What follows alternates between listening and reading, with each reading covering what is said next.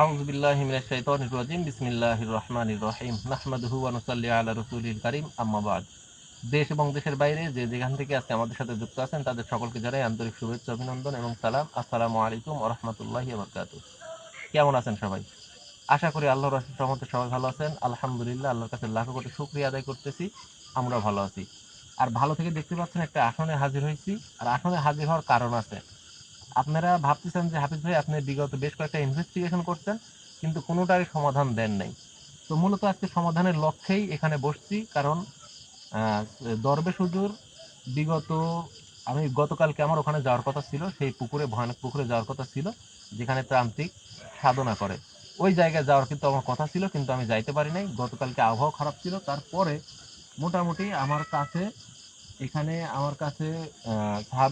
দরবেশ হুজুর all time আমাকে মানে কিছু জানানোর চেষ্টা করতেছে। তো যাই হোক, ওনার সাথে একটা বৈঠক হয়েছে আমার ছোটখাটো, দরবেশ হুজুরের সাথে। হওয়ার পরে উনি আমাকে যেভাবে বলছে যে আহ, মানে তুই যে ওখানে যাবি, তার যাওয়ার আগে অবশ্যই অবশ্যই আমার থেকে কোনো কিছু জেনে যাবি। কারণ না যদি জেনে যাস তাহলে হয়তো বা তুই বিপদের মধ্যে পড়বি। তো এই কারণে কিন্তু দরবেশ হুজুরকে আমি ডাকবো, তার সাথে সুন্দর করে একটা আমার বৈঠকের কারণে, মানে বৈঠক করার উপলক্ষে কিন্তু আজকে এখানে বসছি।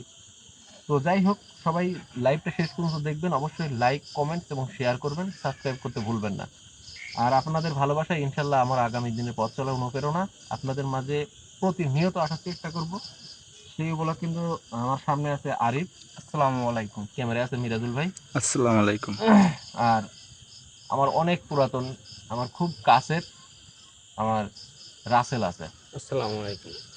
তো যাই হোক, ইনশাল্লাহ সবাইকে নিয়ে সুন্দরভাবে চলাচলের চেষ্টা করব, যেন সবাই সুন্দরভাবে একসাথে চলাচল করতে পারি। সেই উপলক্ষে কিন্তু যেন সবাই মিলে জুলে থাকতে পারি, এই দোয়া সর্বসময় করবেন। সবার বিপদে আপদে যেন পাশে থাকতে পারি ইনশাআল্লাহ।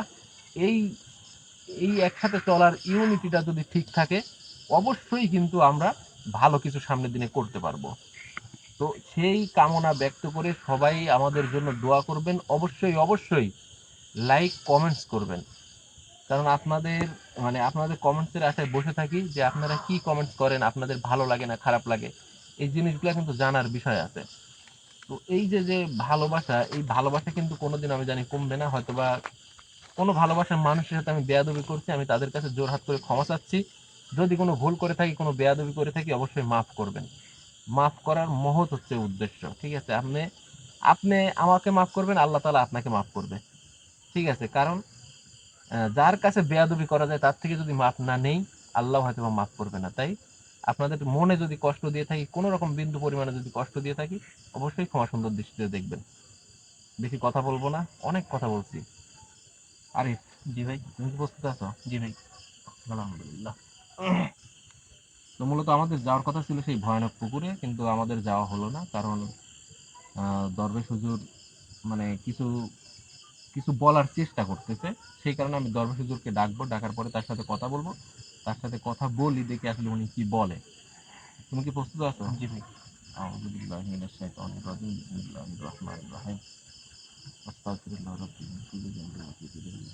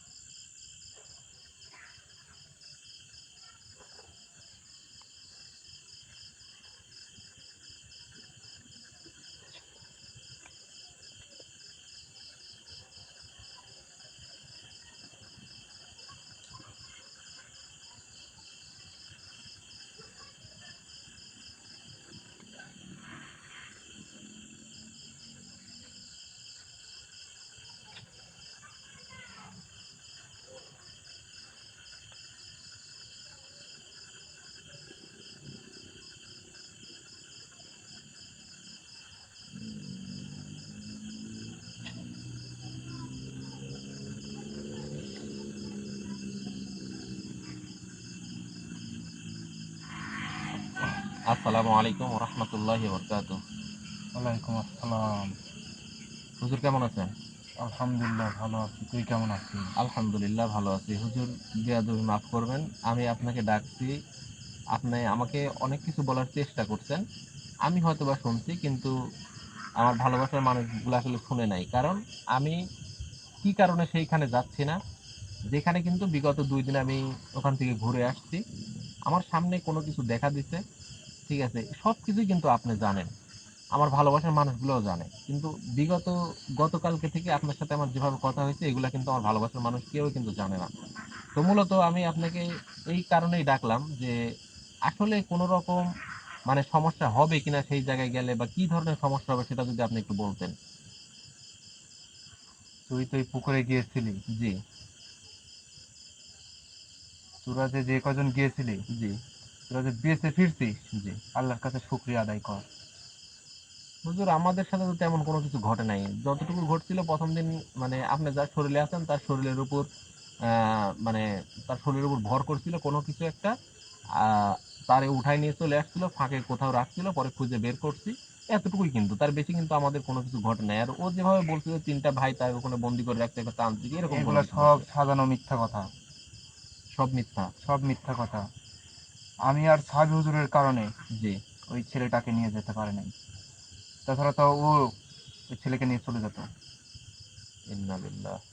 তার মানে ওখানে যেগুলা ঘটছে আমাদের সাথে এগুলা মানে সবকিছু মানে মিথ্যা, হ্যাঁ, যে সব মিথ্যা কথাগুলো কথা, বলছে। সব মিথ্যা কথা। তাহলে সত্যিটা কি?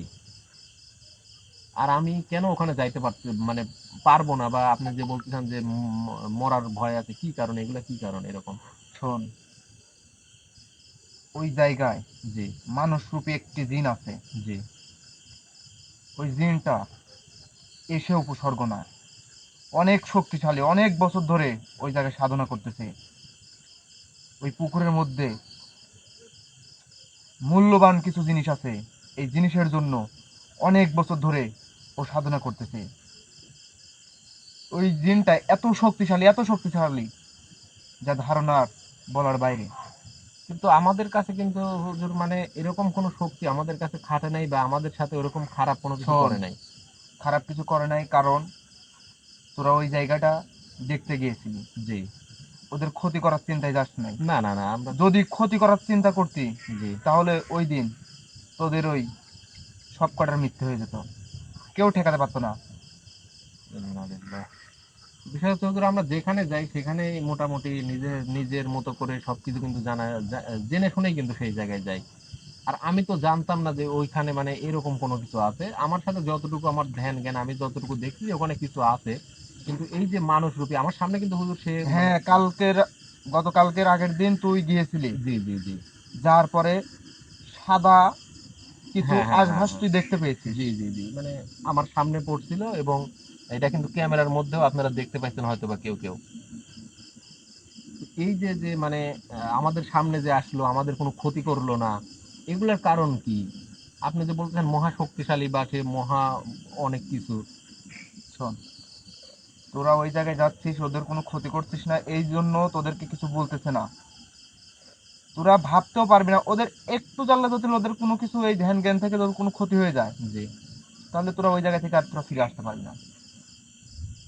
তাহলে আমি এখন কি করব? ওই জায়গায় তো আমার যাওয়া লাগবে। শোন, ওই জায়গায় তোকে একটি আসন দিতে হবে। জি। এটি অনেক মূল্যবান, বড় করে একটা ভালোভাবে আসন দিতে হবে, মানে মহা আসনের আয়োজন মহা করবো। আসনের ব্যবস্থা করতে হবে। জি জি। আর এক জোড়া কবিতরের রক্ত লাগবে, এক জোড়া কবিতরের রক্ত জি। তুই ওই জায়গায় নিয়ে যাবি। যার পরে যে পুকুর আছে, জি। ওই পুকুরের পানিতে তুই ওটা ঢেলে দিবি। জি। দেওয়ার পরে ওই মানুষরূপী ওই জিনটা জি। ওই রক্তর জন্য তোর কাছে চলে আসবে, ওই আসনে হাজির হবে। মানব রূপী যে জিনটার কথা বলছেন, এ কি কোনো রাক্ষস জিন নাকি তান্ত্রিক জিন নাকি? তান্ত্রিক জিন, তার এত ক্ষমতা? এত ক্ষমতা। আমি যদি তাকে এমনি নর্মালি যদি আমি আসনে ডাকি, আসবে না? না, তুই নর্মালি ডাকতে পারেও পাবি না। তুই একটা জিনিস দেখতে পাইছিস, প্রথম দিন ওই ছেলেটাকে ধপ করে নিয়ে চলে গেছে, হ্যাঁ। প্রথমে গাছে তুলছে, জি। গাছে তোলার পরে গাছে থেকে পুকুরে নিয়ে যাবে। এই সময় আমি আর সাবি হুজুরের কারণে পুকুরে নিয়ে যেতে পারি নাই, ওই জায়গায় ফালাই দিছে। আহ, এই যে কবুতরের যে রক্তের কথা বললেন, মানে এটা কি শুধু তার পিপাসা মেটানোর জন্য নাকি হ্যাঁ, তাকে আসনে হাজির করার? দুটাই, ওর পিপাসাও মিটবে, ওই রক্তের গন্ধতে ও তোর আসনেও হাজির হবে। আসনেও হাজির হবে। হ্যাঁ, আর এটা যদি আমি না নিয়ে যাই, আমি যদি নর্মালি যদি তাকে ডাকি, আসনে হাজির হবে না। সারা রাত ধরে ডাকলেও আসনে হাজির হবে না। আর যদি ওকে যদি বেশি বিরক্ত করিস, তাহলে তোরা যে কয়জন যাবি, তোদের ওই কয়জন ওই জায়গায় বিপদ আছে। কল্পনা তো ভাবতে পারবি না যে তোদের সাথে কি ঘটবে। তাহলে হুজুর এখন মানে আমি চাচ্ছি যে সেই জায়গাটার সমাধানে আসতে, কারণ সেই পুকুর মালিকটা আমাকে যেভাবে বলছে, তো আসলে ওই পুকুর মালিককে কিন্তু এভাবে কোনো ক্ষতি করে নাই, কিন্তু ওরা ওখানে নর্মালি যাইতে ভয় পায়। অনেক কিছু দেখা যায়, যেরকম আমরা সেই বিগত লাইভের মধ্যে দেখছি যে সরাসরি কিন্তু কোনো সাদা কাপড় পরিহিত কোনো কিছু আমাদের সামনে দিয়ে হেঁটে চলে যাচ্ছে। হ্যাঁ, আসলে ওই দিন মনে হয় আমাদের ভয় দেখানোর জন্য এই কাজটা করছে।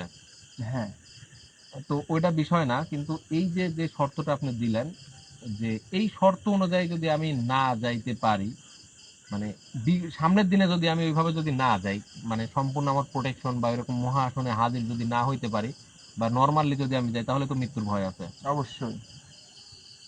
আর ওই প্রান্তিক জিনের আমার মনে হয় আপনি যেভাবে বললেন, মানে মহাশক্তি, মহাশক্তি ওর মধ্যে আছে। মহাশক্তি আছে, এবং ও ওই জায়গায় সাধনা করছে অনেক বছর ধরে। ওই পুকুরের ভিতর অনেক মূল্যবান একটি জিনিস আছে, ওই জিনিসটার জন্য ও সাধনা করতেছে। ওই জিনিসটা পেয়ে গেলে ও আরো শক্তিশালী হয়ে যাবে। আর ওই জিনিসটা এত এত মূল্যবান জিনিস, যা বলার বাইরে। মহাশক্তিশালী মহামরত্ন হতে পারে, ঠিক আছে। তো ওই জিনিসটা কি আমি উদ্ধার করতে পারবো? আমি তোকে যেভাবে বললাম এইভাবে তুই ওকে আসনে ডাকবি। জি। ডাকার পরে ওর সাথে কথা বলবি, তারপরে কি ঘটে না ঘটে ও সবকিছু তোকে বলে দিবি।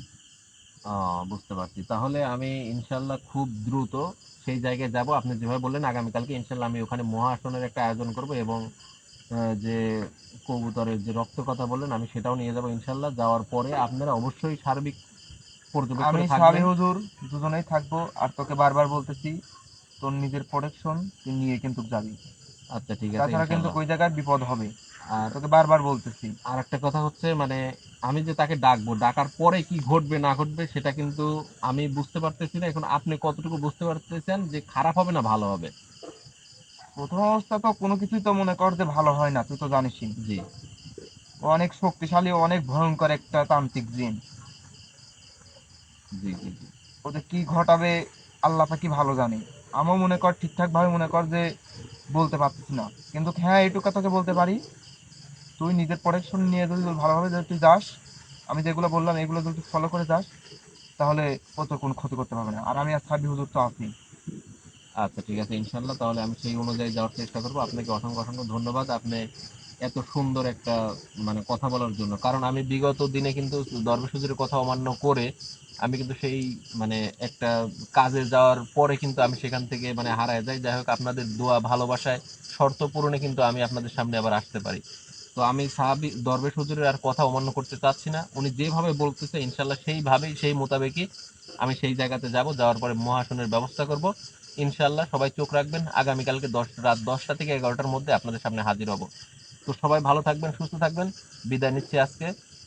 আহ, আরো কিছু কাজ আছে, সেই কাজগুলো করব। সেই পর্যন্ত সবাই ভালো থাকবেন। আসসালামু আলাইকুম ওয়া রাহমাতুল্লাহি ওয়া বারাকাতুহু।